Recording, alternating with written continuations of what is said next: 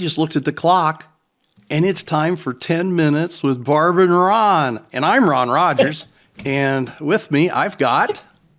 Hey everyone, Barb Gentili Green. I always have to laugh because I never know what Ron's going to, come up with to start us off with. So he always makes me laugh, even though he sometimes looks like he's in pain with that sling on, but he keeps on laughing. So thanks for joining us. What are we going to talk about today, Ron? Oh man, it's back to school continued. All right. You notice it didn't take me 5 different ways of saying it wrong before I got it right. And of course, we don't edit, so, that last one was quite fun.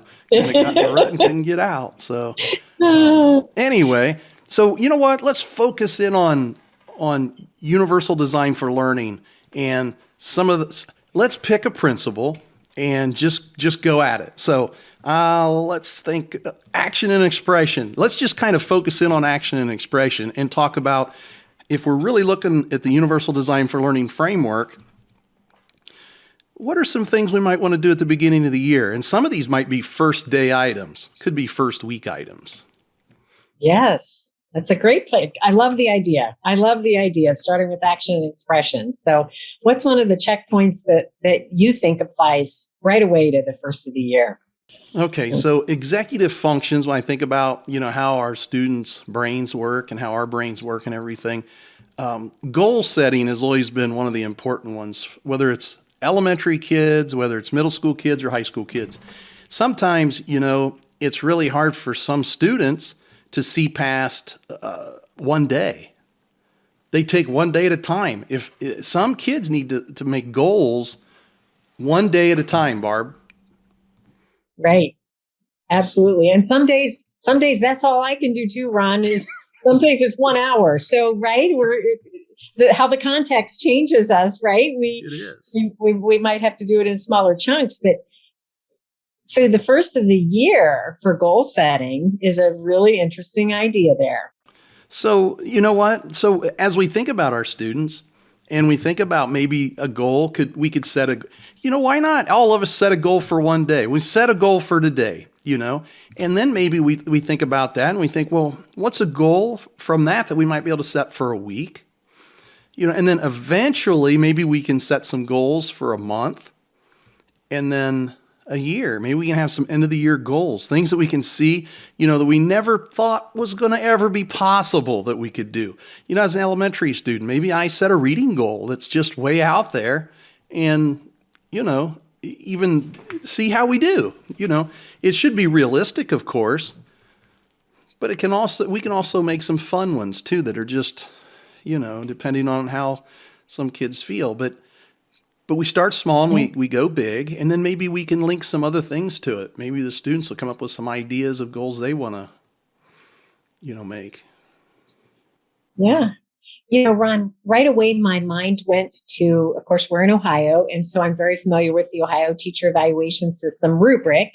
And in that rubric, to be an accomplished teacher, to me, universal design for learning is all over that accomplished column. But one of the things is, how do you engage your learners in setting up routines and procedures within your classroom? And to me, that ties with goals a little bit, because the goal of setting up procedures is to have this calm and safe learning environment that is free of distractions so that we can learn. And so just setting up those expectations and goals for that safe learning environment is one small way that teachers could start with goal setting at the beginning of the school year. And I think many, many of them do, but might not think about that as a goal setting.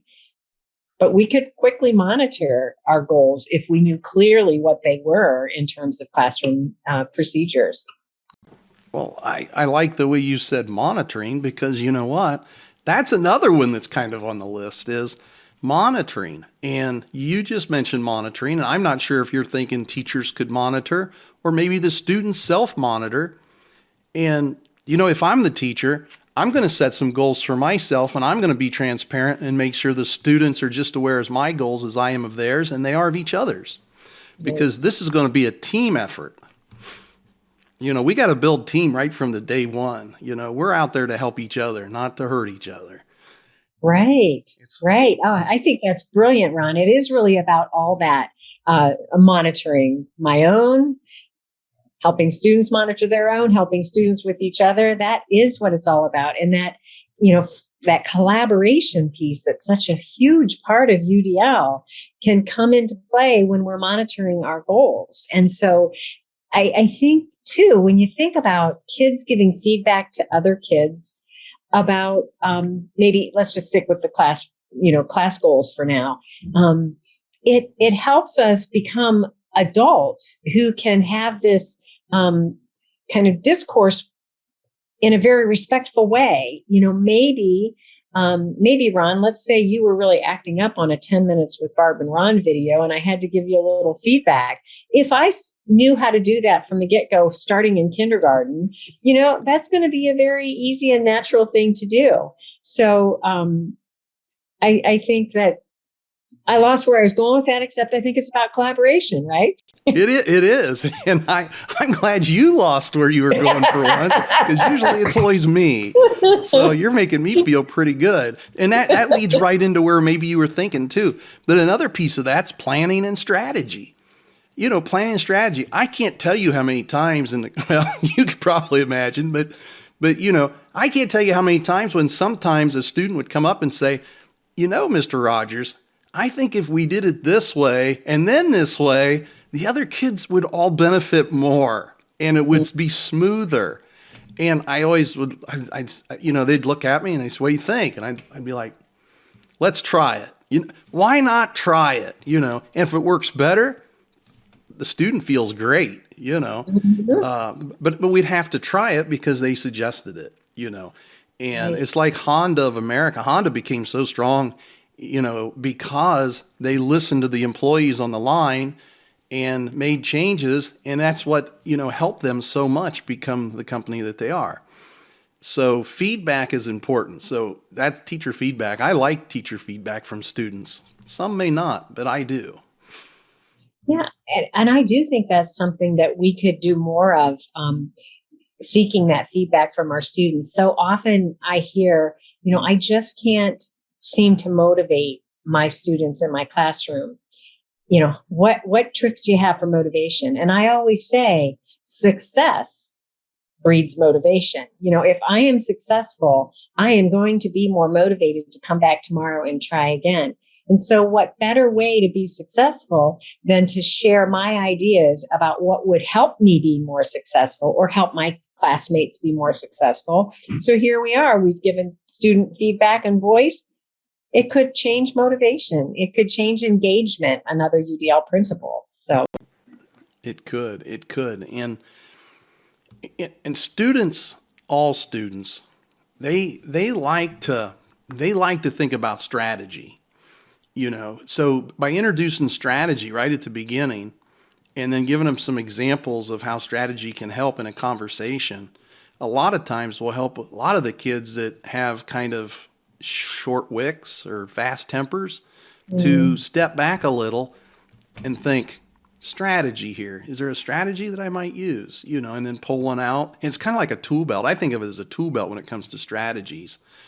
My poor son, growing up, him and I were always talking about things. Strategy was always something that he needed. He needed strategies for a lot of things. And one of the ones that really pops out to me is we would go into a store and he would be like, well, Dad, which Matchbox car should I buy? And I never gave him responses on things like that. I never said, well, get this one because it's da-da-da. I would always say, Christian, what's a strategy to figure out what Matchbox car you want? He'd say, well, it always works if I line them up and look at them together. I'll pick the ones I really like, line them up, and then kind of decide. I'll look at the color, I'll look at the wheels, so he always had strategies to make, his decisions. Because I don't think we should make decisions for kids. I think kids need to learn to make their own decisions in life, in the classroom. Exactly. That's what an expert learner is all about, being able to be resourceful and think about what strategies work for them. You're absolutely right. Like, we want a student who becomes an expert learner. And I think the question that you asked is the appropriate thing to bring out here. It's like, what would be a strategy you could use? And I think if we just put that in our vocabulary as the adults working around kids and use that question. What strategy do you think you could use? What strategy helped you when you just did that? What strategy can your friend give you as an idea? I think if we started making that a part of our vocabulary, it would help us get to expert learners faster. I think it would. It really would. Wow. Kids today have so much information and resources to manage too, so that might be another area. The UDL framework talks about managing information and resources. We don't have but another minute and a half or two, but there's a lot of resources now for students, even if it's just online resources. But if we really want our kids to have a lot of flexibility and be able to make their own decisions, we need to have a lot of resources in the classroom too. If a child doesn't have a pen, there should be a pen box where they can go grab one. If there's a pencil lead that's broke, there should be pencils sharpened and ready. There's just certain things in life we have to have ready because our kids are kids. That's right. Well, even our adults are kids sometimes too, because just the other day we were in a meeting of all adults and some folks didn't have something to write with, but I had my box of pens. I was ready, right? It's not just kids. It's all of us. Like sometimes we just need to have our tools available so that we don't have to stress anybody out. We do. So, you know what, Barb? With all of that said, please teachers, please everyone, have a great beginning of back to the school. Ron's out. And thank you for teaching and for, making a difference for our kiddos. They're starting back to school and they need all of our attention and love and our great strategies. So with that, Barb is out. See you next time.